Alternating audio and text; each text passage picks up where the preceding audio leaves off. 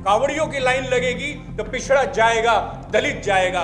यदि मंदिर में भीड़ बनेगी तो पिछड़ा जाएगा, दलित जाएगा। मगर जब चढ़ावा चढ़ेगा और उसको हड़पने का काम होगा तो ब्राह्मणवादी व्यवस्था आएगी, ब्राह्मण आएगा। भाई के काम में तुम्हें सीवर में घुसकर काम करने के लिए आरक्षण की जरूरत है। तुम्हें आरक्षण की जरूरत है जब गाय भैंस मरती है उसका चमड़ा किस सफाई से काटा जाए, तुम्हें वहां पर आरक्षण की जरूरत है। जब तुम कहते हो कि आरक्षण की जरूरत है, मैं तुमसे कहता हूं, तुम हमें बताते हो मेरिट की बात, योग्यता की बात। मैं कहता हूं तुमसे किस तरह की योग्यता की बात। अरे एक नट का बच्चा एक बारीक रस्सी के ऊपर चलता है। हे ब्राह्मण, तुम इतने योग्य हो तो उस रस्सी पर चलकर दिखाओ। हे ब्राह्मण, तुम इतने योग्य हो तो किसी दलित के बनाए हुए जूते जैसा शानदार डिजाइन बना करके दिखाओ। हे ब्राह्मण, तुम इतने योग्य हो तो जाओ किसी जुल्हे के जैसा खूबसूरत कपड़ा बना करके दिखाओ। योग्यता यो है कि तुमने हमको जहां तक कहला है हम वहां योग्य थे।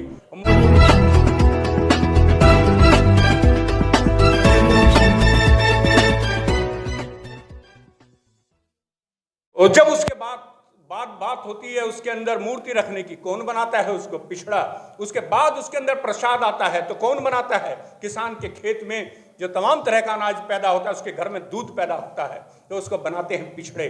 और जब बात होती है मालिकाना हक की तो पंडित जी आते हैं और लगातार पीढ़ी दर पीढ़ी उससे कमाते हैं और खाते हैं। यही इंडियन इकोनॉमी है, इसी के ऊपर खड़ा हुआ है भारतीय अर्थव्यवस्था। हम इसको बदलना चाहते हैं। हम कहते हैं कि तुम मंदिर बनाओगे तो या तो तुम इसका हिसाब दोगे, नहीं तो इसके अंदर हमारी हिस्सेदारी होगी। इसके ट्रस्ट का, इसका जो चेयरमैन होगा, इसका मुखिया होगा, दलित होगा, पिछड़ा होगा या आदिवासी होगा। तुम लोग इससे कमा खा नहीं सकते। यहाँ पर बनने वाली जो दुकानें हैं तुम्हारी नहीं होंगी, इससे जो कमाई होती है वो तुम्हारी नहीं होगी, समाज की होगी। मैं कहता हूं कि हम इस धर्म को, इस आस्थाओं के बिजनेस को डेमोक्रेटिक करना चाहते हैं, इसका जनवादीकरण करना चाहते हैं कि आप, हमारा नारा होगा जब हम उनके पास जाएंगे अपने मार्च को लेकर, हिसाब दो, जवाब दो। हमसे बताओ कि तुमने क्या कमाया और कैसे खाया और हमारा हिस्सा कहाँ गया। और नहीं तो फिर जवाब दो कि तुम क्यों इसके मालिक, तुम क्यों हमारी आस्थाओं के मालिक। यदि जो कावड़ियों की लाइन लगेगी तो पिछड़ा जाएगा, दलित जाएगा। यदि मंदिर में भीड़ बनेगी तो पिछड़ा जाएगा, दलित जाएगा। मगर जब चढ़ावा चढ़ेगा और उसको हड़पने का काम होगा तो ब्राह्मणवादी व्यवस्था आएगी, ब्राह्मण आएगा। मैं कहता हूं कि आज इसको बदलने की जरूरत है, आज इसको बदलने की जरूरत है। यदि जो मंदिर हमारा है, आस्था हमारी है और ये पूरी स्ट्रक्चर हमारा है, इकोनॉमी हमारी है, तो सारा हिस्सा भी हमारा होगा। हम 85 से कम पर कुछ नहीं मानने वाले। तुमने हमें 27% देकर बेवकूफ बनाया और उसको भी नहीं लेने दिया।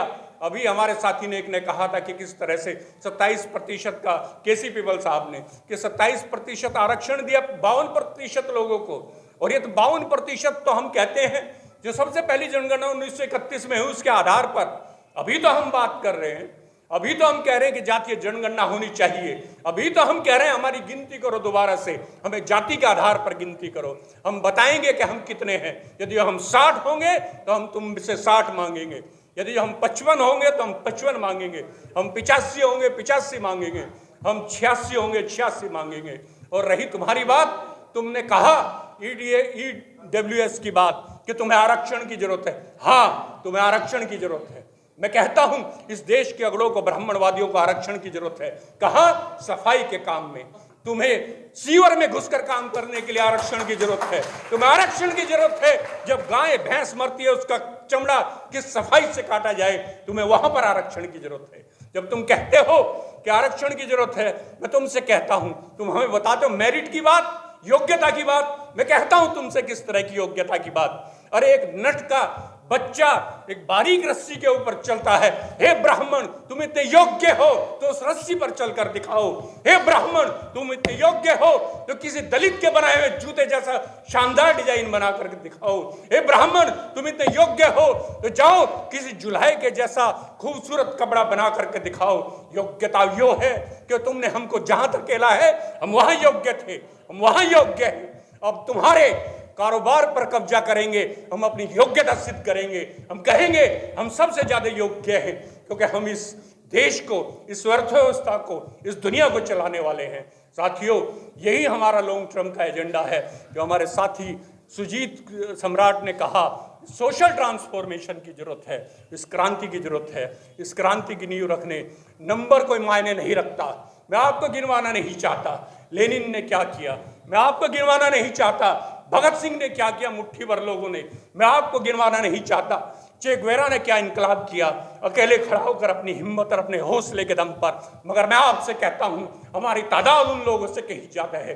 मैं आपसे कहता हूं हम पलट सकते हैं, न सिर्फ इस देश का, इस पूरी धरती का तख्ता पलट सकते हैं। और सत्ता हमारी होगी, और सत्ता हमारी होगी तभी सोशल ट्रांसफॉर्मेशन होगा, तभी सही क्रांति होगी, तभी हमारा हक हमको मिलेगा।